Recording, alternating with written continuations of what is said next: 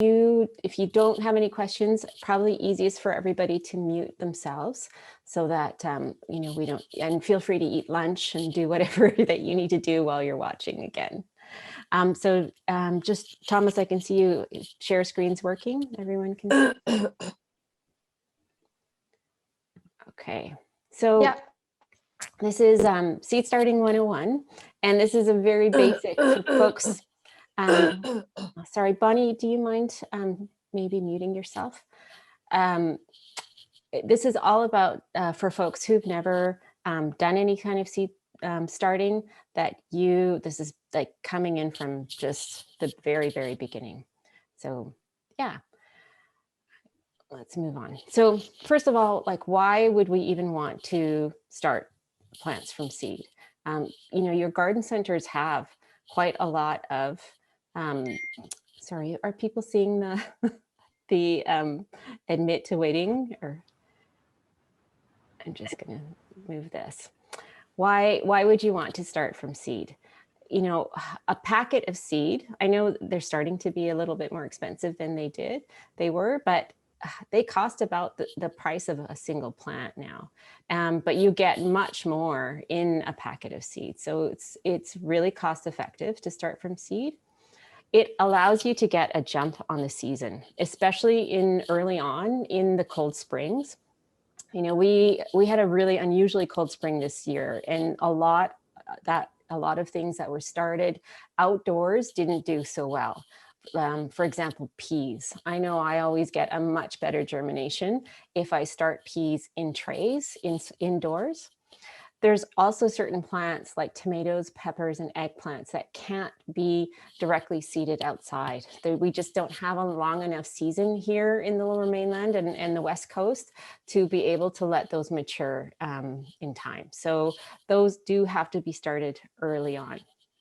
And as I mentioned, you get a much better germination from starting from seed, and the options that you then have. I don't know if anyone's seen seed catalogs. You know, when you open a seed catalog to the tomato section, you don't just get a round red tomato. You get striped and yellow and orange and all kinds of colors and shapes and cherries and plum. Like, your options are so much more when you do start from seed. So, you know, there's one of the reasons why you would want to have that option is to continue, you know, having some really unusual items.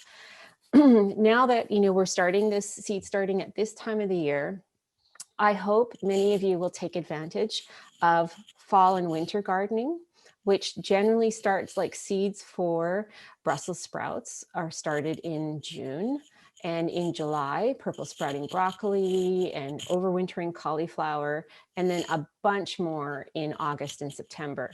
And the same techniques we're going to talk about today can also be used, you know, during that time. So that's, you know, keep this in mind, that if, you know, we're actually a little bit late on tomato, pepper, eggplant, but there's still so much that you can start for the rest of the season.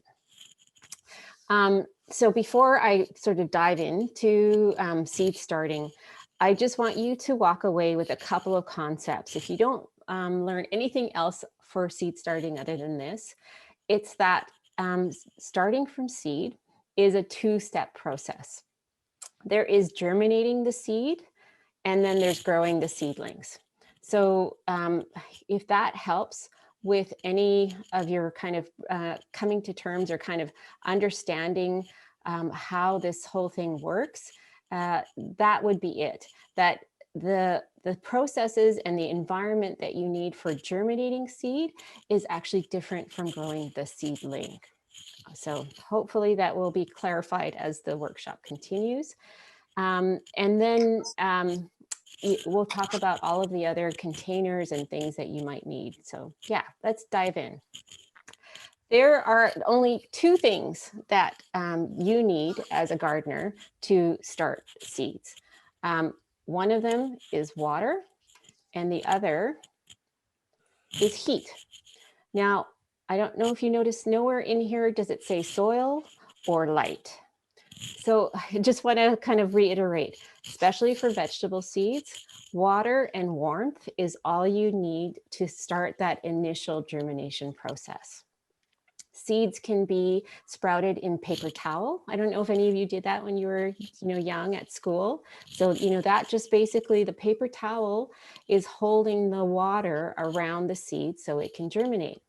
And you need some warmth. And, at this time of the year, room temperature is more than fine.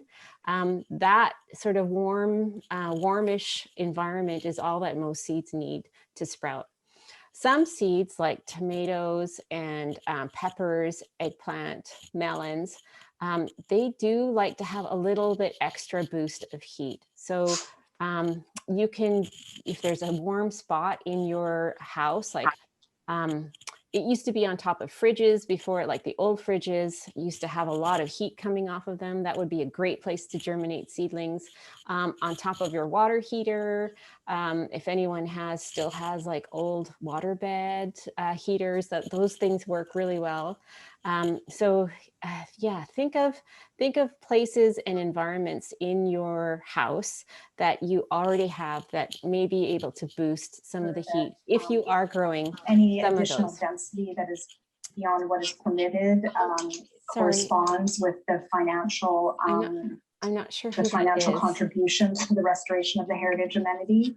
Then there's a council approval, which also involves a public hearing. Sorry, and I'm then, just trying to figure out how to mute. So. The notice is placed on a property title number. Apologies. Oh, okay, great. We're good. So the trick for starting seeds is trying germinating your seeds as quickly as possible. Seeds are this wonderful bundle of deliciousness that has all the nutrients that a plant needs to grow, but it's also really tempting for fungi and other bacteria to infect. So if a seed is left sort of sitting in moisture and not germinating for a long time, and that tends to happen in cold soils or in cold conditions, that's when seeds start to rot. So the heat is really there to kind of kick things off and move things along in a good way. Are there any questions so far? Feel free to unmute or. What's that? Tracy just peed. I'm getting out for a walk, but I'll take her out. Sorry, Peter, could you mute? Thanks. All right, I'll keep going on. So what can you use to hold the water around your seed?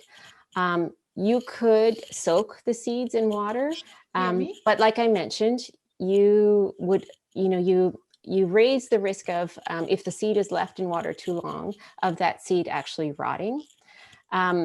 You can use moist paper towel, as we mentioned. This is a great trick for big seed. It's really fun and it's nice for kids to help you with. So those are two things that can help keep water around a seed.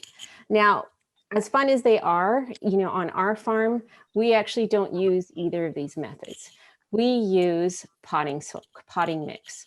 Does everyone know, are you familiar with potting mix? It's a mix that doesn't have any soil in it. It's usually either peat or coconut fiber based, and it has perlite and vermiculite in it to help drain. It's generally a sterile mix, so there's no other weed seeds that are in the mix, and allows you to grow your seed really quickly and what is going on? Yeah, I'm sorry, the interruptions are a little bit tough, but so soaking or in moist paper towel or potting mix, I think, is generally what home gardeners would want to use to keep moisture around their seed. Now, we talked about light, about heat. What are those sources of heat? Air temperature you can use, especially right now, like April onwards. But if you were doing this like in January or February, when air temperature tends to be a bit low, you might need a bit of a boost. If your floors are heated, there's another option for you to boost some temperature. And as I mentioned, water heater, if you've got an old fridge, waterbed heaters. You can purchase an actual heat mat that enables you, that's specifically designed for gardeners, and it just boosts the heat a little bit. I have heard of gardeners using what are they called? Heat blankets. Now, those tend to be a little bit on the hot side and can either really dry out your seedlings or even cook them. So you just have to be really careful with like heat blankets. The heat mat, like literally is only boosting to about 17 or 18 degrees Celsius. So it's quite low, but just enough for what the plants need. Now, I'm just going to talk about what equipment you might need to start your seeds. And I really want to focus on the idea of either upcycling or using what you have at home rather than purchasing new things that often only have a very limited lifespan, especially when they're plastic based. Sadly, the horticulture industry does use a lot of plastic, and a lot of it is very thin plastic that can only be used once or twice. And I know folks in the NATA community would really like to, stay away from that. So what could you use? And you know what, plants really don't care because they just want something that's sturdy, that will hold that moisture around them. They don't care what it looks like. You just basically need something that will hold potting mix, but that can drain. And the drainage is a big thing. So I really like upcycling and recycling plastic. Otherwise, you can buy seed starting trays and seed starting inserts. They're available. The other thing you need, and I mentioned that, is the sterile potting mix. So having a potting mix that's, you can either buy these ingredients individually, or they do come already pre-prepared. And I think if you're a first time or a beginner gardener, I highly recommend buying the pre-prepared so you don't have to worry about ratios and figuring some of this out. Well, you are eventually going to need some kind of light, especially if you do seed starting in the winter time. And I'm going to talk about why that is. But for now, April onwards, you actually don't need the light system. Grow lights are becoming more and more affordable, which is awesome. So here's some visuals of like what kind of equipment you would probably would be helpful for you. Sorry, Wendy, can you mute yourself? I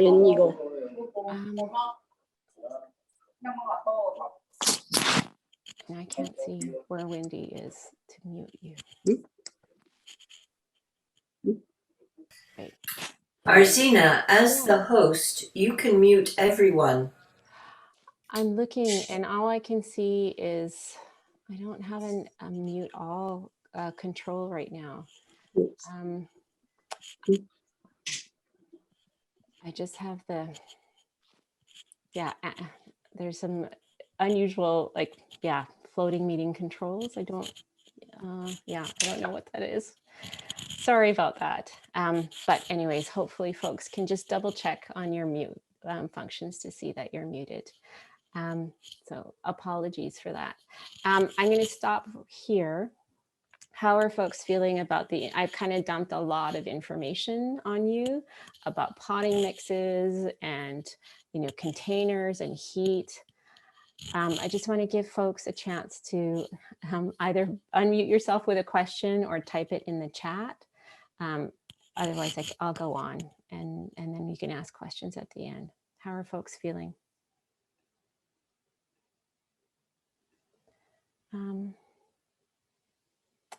Just going to scroll back in the question.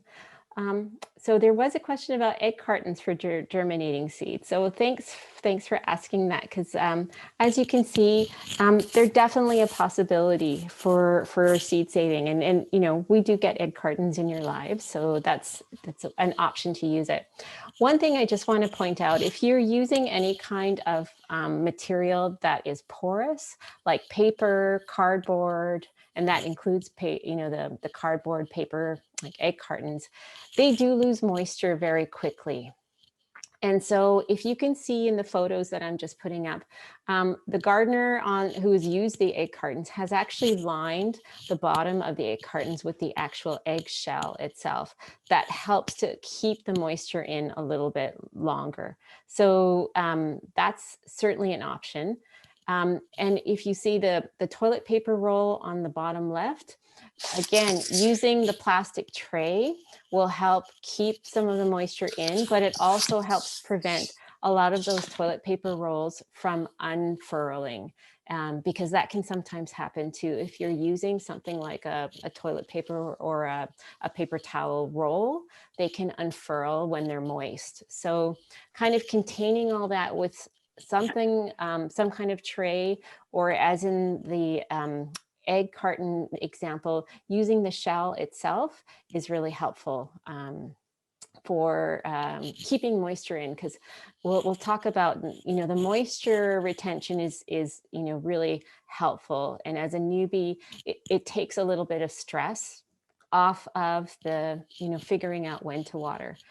The photo on the top left shows a clamshell container. And, I know folks are really trying to reduce the amount of containers like this that come into your life. But if they ever do, one idea would just be to keep them aside for your seed starting, because they actually make fantastic seed starting containers. They've got, they usually have holes in the bottom already. And if not, you just put some slices in or poke holes in the bottom. That lid, the clamshell lid, once you've seeded and put all your seeds in, it can be shut so that all the moisture that's already in the mix can stay there and not evaporate. And you just need to keep it closed until your seeds have germinated.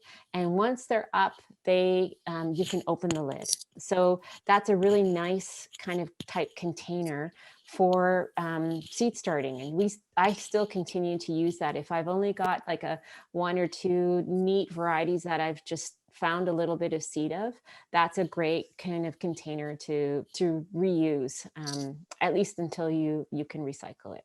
So any other questions about containers? You can buy an interesting device to turn newspaper into pots, little pots to use for seed starting. Very similar to the cardboard paper towel or toilet paper rolls. Really helps to have some kind of vessel to hold them in so that they don't unfurl and get kind of and flop over when they get moist. So this is probably the fun part of, looking at photos of what other gardeners can do to give you some ideas.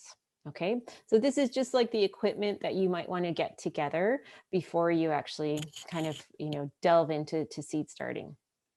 So I'm now going to go through the step-by-step process of actually seed starting, because I know some of these ideas can sort of seem really amorphous.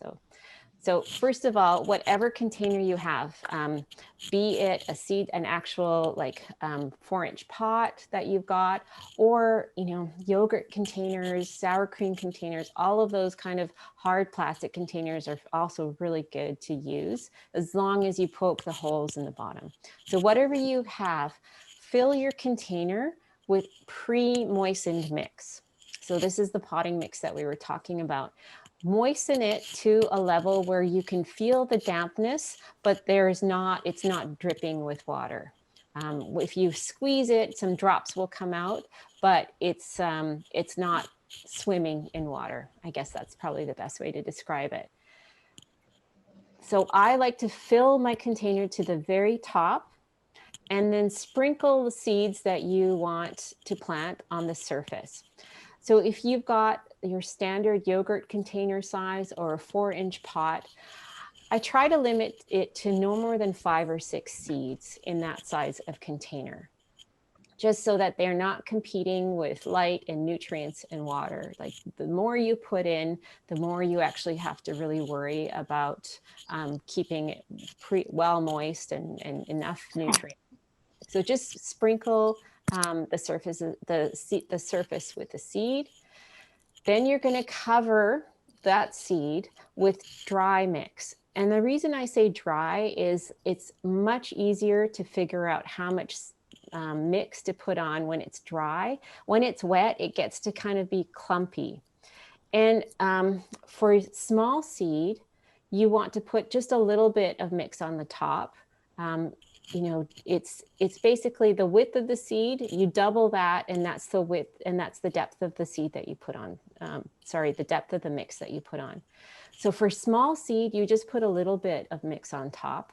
For big seed, like corn and peas and beans, you actually put a lot of mix on top. And it's much easier to kind of gauge this if you're covering it with dry mix.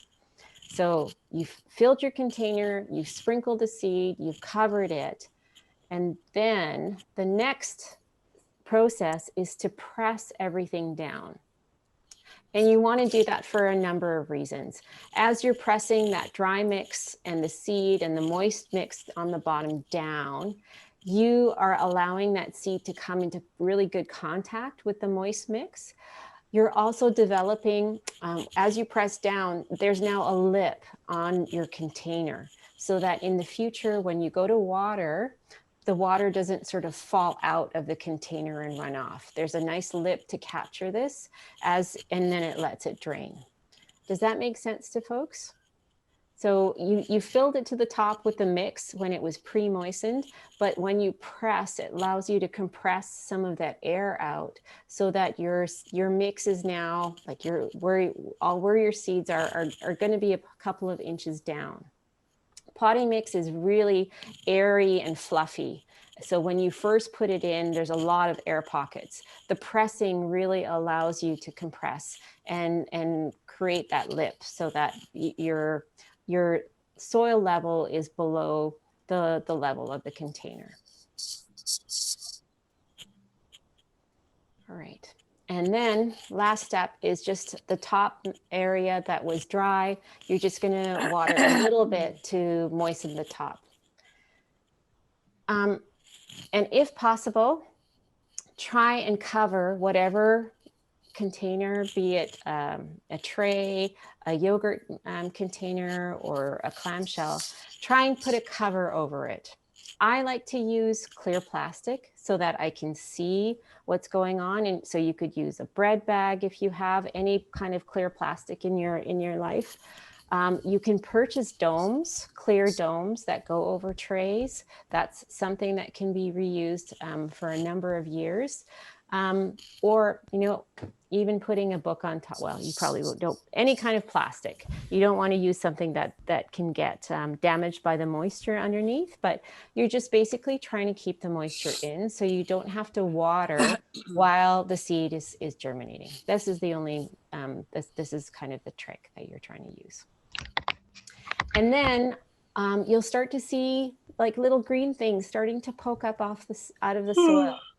And when that happens, your seed is germinated, you actually want to turn the temperature down. So if your seed was germinating on a heat mat or, you know, on top of your fridge, now's the time to put it in a cooler area. So turn the temperature down, and then you're going to want to put lights on. Now, at this time of the year, you can probably get away with not having lights. The day length is long enough, and the light that's coming in from your window should generally be enough to keep your seedlings on the short side. I don't know if this makes sense to folks, but light actually keeps seedlings short. It's the lack of light that causes seedlings to stretch and become leggy. And I'll talk about that in a little bit, but just keep that in mind. You didn't need light prior to this when the seed was germinating. It was underground, so there was no light needed. Once the seed has actually come up above the soil level, that's when light is really, really helpful. We just use fluorescent lights at our place here at the farm. We've got the standard ballasts that you can buy from Home Depot. We put one warm or one cool bulb in the 2 bulb ballasts, or you can buy the full spectrum type of ballasts as well. or there are actually seed, lights that you can get that are high intensity fluorescent lights. So those are options as well. Sorry, I just saw, was there any questions around turning the temperature down and getting your seedlings under lights? Okay. Otherwise, I mentioned seedlings stretching when they don't get enough light. And yes, LED lights will work. And I do have photos of the setup, so I'll just show that in a bit. What can happen if you don't have lights, especially early on in the seedling, like in the season, sorry, March and April, is your seedlings will germinate, but then they'll start to stretch and stretch. This part of the seedling, the hypocotyl here, its job is to push those seed leaves up out of the ground. So it stretches and stretches and stretches. That's the only job it has. And once it hits light, once UV light hits it, it knows to stop stretching. If you're germinating seed in the fall or in the early spring, when our days tend to be quite gray and the day length is really short, the hypocotyl still thinks it's underground. There's not enough UV light hitting it. And so it continues to stretch. And then you get seedlings like this that are super leggy. They fall over, they kink. And then once they do that, they're kind of useless. So often you have to start over again if your seedlings do something like this. So the idea is to really prevent legginess in seedlings. So you have nice, short and squat seedlings. So the stems that are really overly long are really weak, and it's really hard to manage them. On tomatoes, you can save tomatoes. So that's the one thing, but like broccoli or lettuce or any of those other veggie families, it's really hard because they don't like having soil up around the hypocotyl. You can try, but generally I found that once they get like this, if it's a non-tomato, you kind of have to start over again. Yeah, so try, make that call for you. If you've got enough time, start again. And if not, just try and rescue them. The big thing is when you're handling seedlings that are long like this, you got to hold it by the leaf. So try not to hold it by the stem. That stem can get crushed really easily with your fingertips. Maybe put a spoon or something underneath to hold the roots as you're transplanting. So yeah, it's a bit of a delicate procedure. And I know for me, I've got big, thick hands and I ruin it all the time. So the idea is to try and prevent this because they are really susceptible to breaking. So what you want is seedlings that kind of look more like this. And if you're using something like a fluorescent tube, this was actually taken out of our seed starting area. The tube, if it's fluorescent light, needs to be no more than 4 inches from the top of the seedling. So how we do that is to hang our ballasts on cup hooks and chains. And then as the seedlings grow, we actually raise the lights. And then if we're starting all over again, we lower them again when the seedlings are young.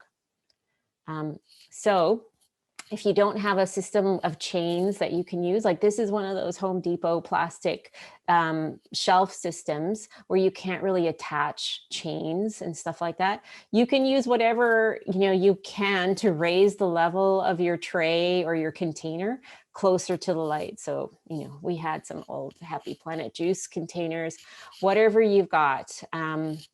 Keep those seedlings close to the light, because any more than 4 inches away, the light level from a fluorescent tube just dissipates and it's not enough to keep that hypocotyl really short.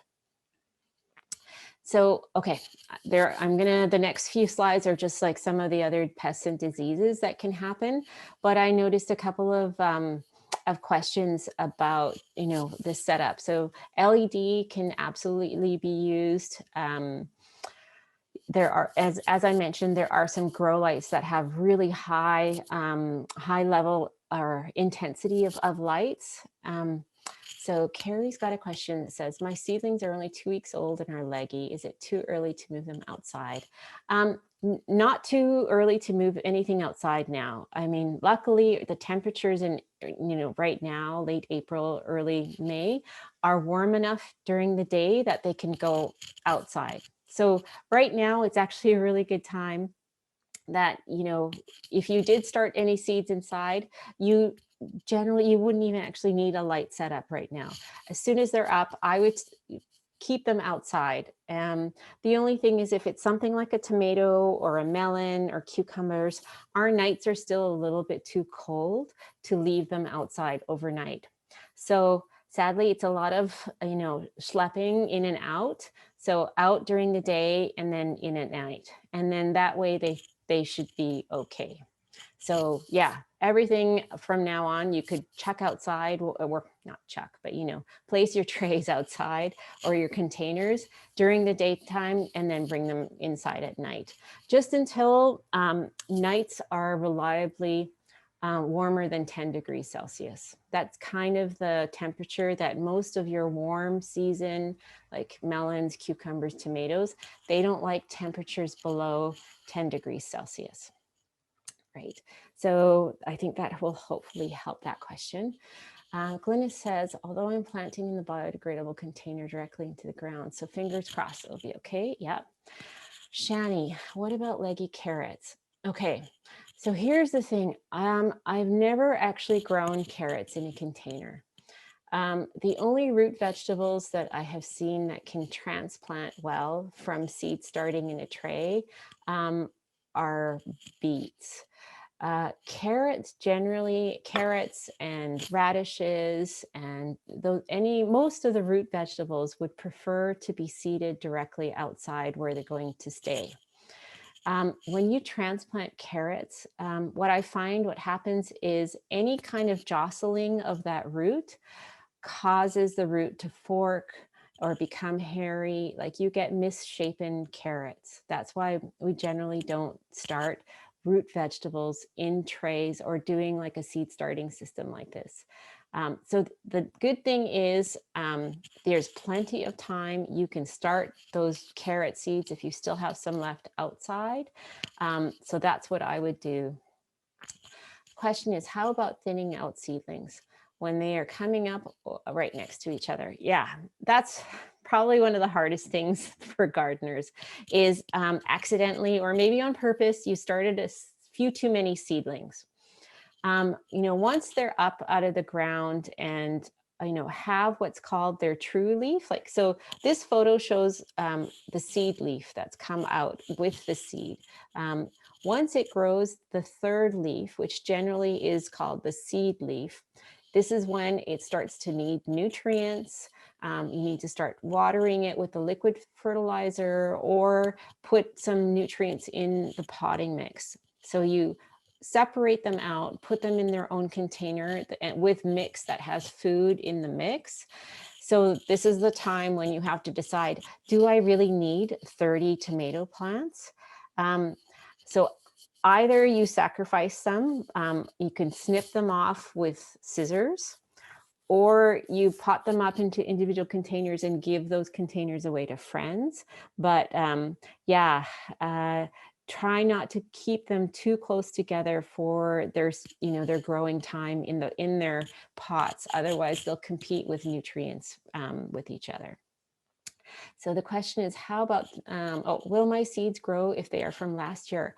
Absolutely, especially if you kept your seeds nice and cool and dry. It's amazing how long seeds will actually last. The only seeds I find that don't last a long time are the onion family and spinach. Generally, everything else, I've had 6-7-year-old seed just sprout just fine. In fact, I did what, I said to try not to do, like put too many seeds down. I thought because it was old seed, it was from 2017, that, it wouldn't sprout. And yeah, it was, I've got a lot. So I'm selling a lot of pepper seed that I didn't think I would have. So yeah, that's old seed is totally fine. Once you're done with your seed, one of the best ways to store it is to put it inside a Ziploc bag and put it in your freezer. Like if you're not going to touch it for the rest of the season, like your tomato, pepper stuff, keep it in the freezer. That's the best way. Then that seed can last 5 years plus. If it's kind of kept out where it can get damp or, absorb humidity from the air, that's when the lifespan of seed, it really doesn't do well.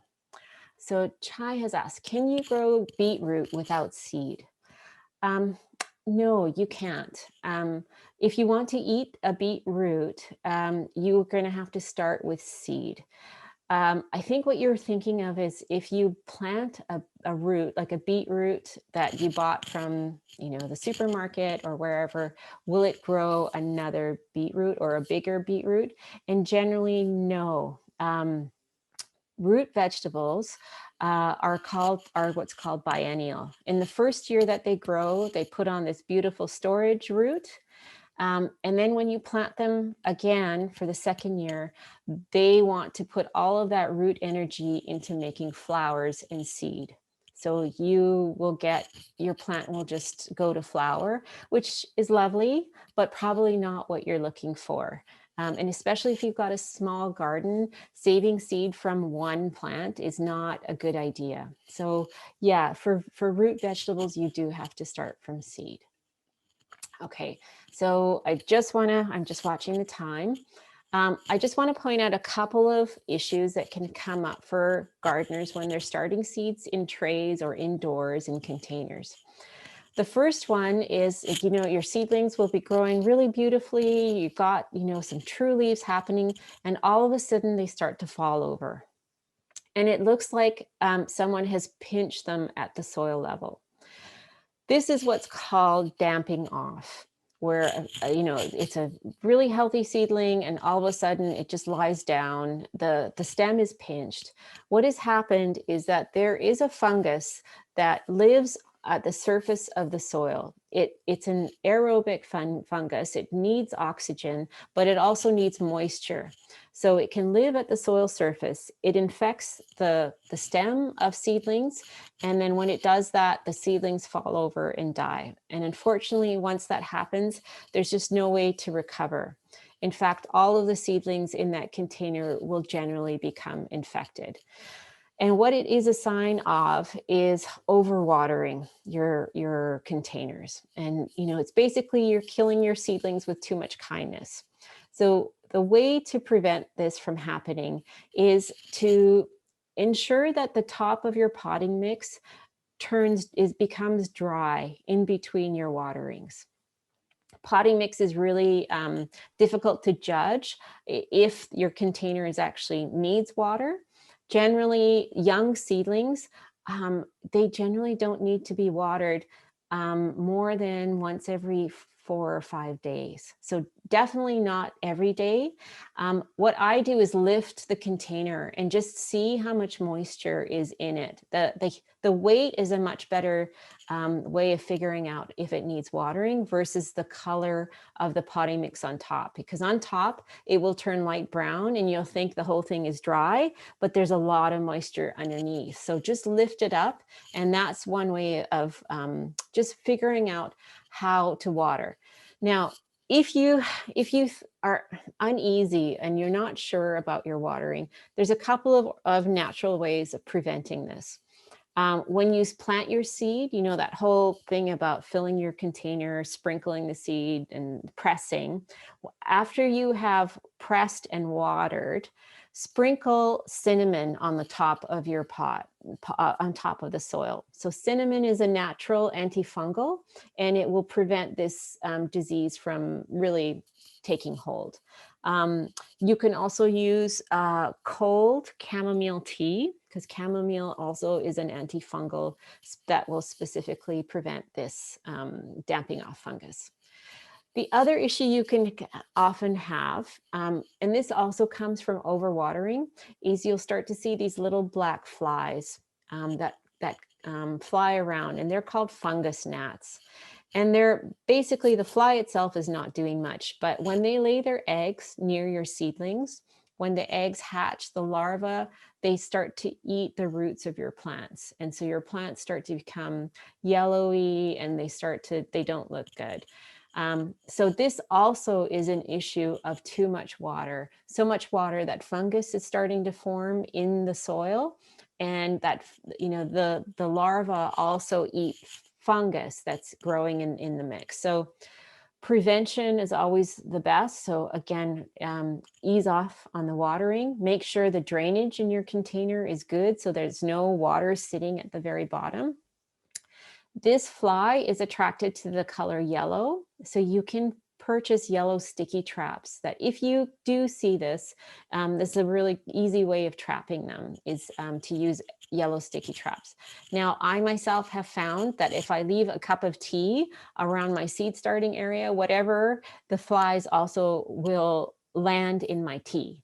So it's maybe like a sacrificial tea, around your pots are it's one way of trapping them, but those yellow sticky traps are also really effective. So those can be helpful. I think I just have a couple more photos. Oh, I don't want to forget labels. Oh my gosh. Probably like the number one issue that I see from gardeners is, can you ID this for me? Like, I grew 30 different types of tomatoes. I don't know which one this is. And I'm like, I'm sorry, I have no idea. Most tomatoes look very similar from each other. So, please label. You can use, if you've got popsicle sticks, or you can cut up cartons like yogurt containers. Use on a popsicle stick, you can use Sharpie. On a yogurt container, you probably want to use like a China wax marker, because Sharpie on plastic starts to fade over the weeks. I like to put the date that I seeded as well, just to give me some time. Yeah, I'm just seeing the comments. Yeah, I've done it myself and forgotten to label something, because you think, oh, I'll remember, and you're like, I don't remember what the hell this is. So yeah, label your stuff, because it's heartbreaking to grow something and not know what variety. I mean, you've gone through all the trouble of seed starting and finding the perfect seed, and then not remembering exactly what it was until it's time to fruit. And then sometimes you can ID it, and when the fruit is there, but sometimes it's not. Yeah, Post-it notes are they dissolve. Any kind of paper.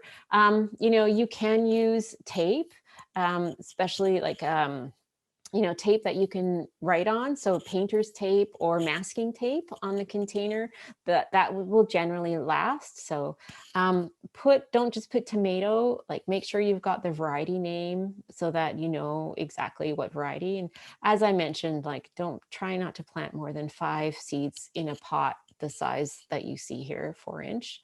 And these are, half filled.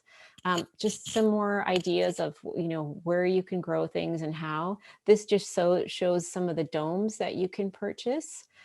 And I just want to leave my contact information, because, seed starting can be a little bit intimidating when you're first starting out, but I'm always available, either on Facebook or through my farm site. Happy to answer people's questions. I say this all the time, all of the workshops that I've done, and I swear only 1 or 2 of you will take me up on this. So feel free to text me either through Instagram or through Facebook, and I'm happy to answer, especially veggie related questions.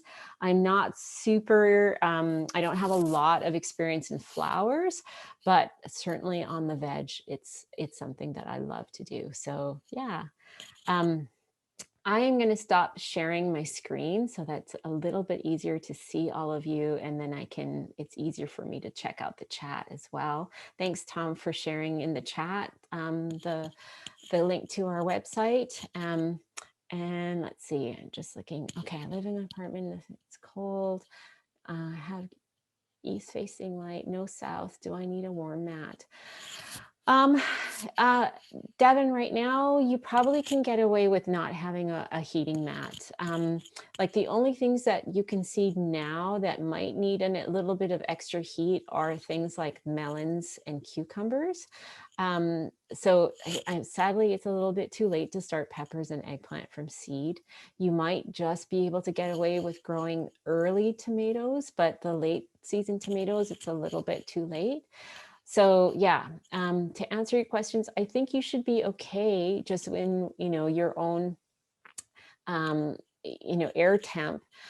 I mean, if you're a little bit concerned, I'm just trying to think, you might want to purchase a heat mat if you think that, gardening is something that you're going to be doing a lot of and starting seed. It's something that will last you many, many years if you take care of it. So yeah, that would be an option, because I think for an east facing, so you're only getting morning light. It doesn't generally get warm enough from an east facing balcony to really continue that heat through the rest of the day to do germinating outside on a balcony. So yeah. When is a good time to transplant seeds? Oh, good, really good question. So you want to wait till at least there is a true leaf, so that you've got 3 leaves, on your plant, in order for you to do any kind of transplanting. And, depending on if there's a lot of seedlings in your pot, you might want to move them like when they're quite small. But if you only have 1 or 2 in a pot, you can keep them till they're 3 or 4 seedlings, as long as there's enough food. As soon as you see any kind of paleness in the green leaves, it's a sign that food is running out. So that's definitely, try and prevent that. Put some, liquid feed with fish fertilizer and kelp. But yeah, transplanting or potting up, you wait till that 3rd leaf minimum, and then you can move them on to another size pot. Or yeah. Do you have a favorite resource for co-planting tips? Probably for a raised bed garden, co-planting, my favorite resource is probably the Square Foot Garden books. Those are great at basically enabling you to plant a lot in a really small space. So taking advantage of how some plants like radishes and lettuces and green onions grow really quickly, and you can plant them in and around things like squash and cauliflower and broccoli that take up a lot more space. So that's one that I really like, and I think it's fairly easy to read and understand, and helps you really optimize a small space garden. Yeah. And let's see, did I miss any other questions? I don't think so. There were a lot of fun label questions. So yeah. If I missed any question and I didn't get to you, please, feel free to unmute yourself now, and I'll be able to answer. Hi. Hi, Anna. Thank you for today. This has been very helpful. Oh, good. I might have missed it, but when you were talking about freezing seeds, Mm-hmm. how would you recommend like packaging them up to keep them the most protected in the freezer? Oh, yeah. You want to put them inside a Ziploc bag, like something that you can seal. So if not a Ziploc, some kind of container with a lid that, that actually, you can, press down. Because what happens is when you take the seed out to use it next year, you get condensation happening on the outside as the air temperature is warmer than the container. You don't want that moisture getting into the seed packet. Most seed packets are paper, and they'll absorb the moisture, the condensation that will happen. So either put it inside a Ziploc bag, seal it that way, or in a container with a lid that you can seal, and then that goes into the freezer. All right, perfect. Thank you so much. You're welcome. Any other questions?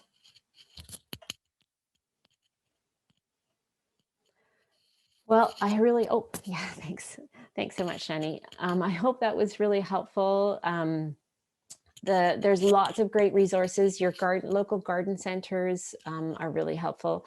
If any of you, have access to the internet, and obviously, NATA has some great seeds at their site. I should mention that Tom found me through the BC Eco Seed Co-op, and NATA sells our seed. I'm one of 17 seed saving farms that supply that co-op, and so you can find some of my seed as well as other local organically grown seed through the BC Eco Seed Co-op seed selection. So thanks very much for everybody's attention, and it was a lot of information, I know, so hopefully there's some tips there that you can take away to help you succeed in seed starting, and hopefully demystify seed starting for you. Yeah, and I'm happy to stay on and chat about seed or growing other veg too, if folks have any issues in any of the veg growing that they've got. Yeah.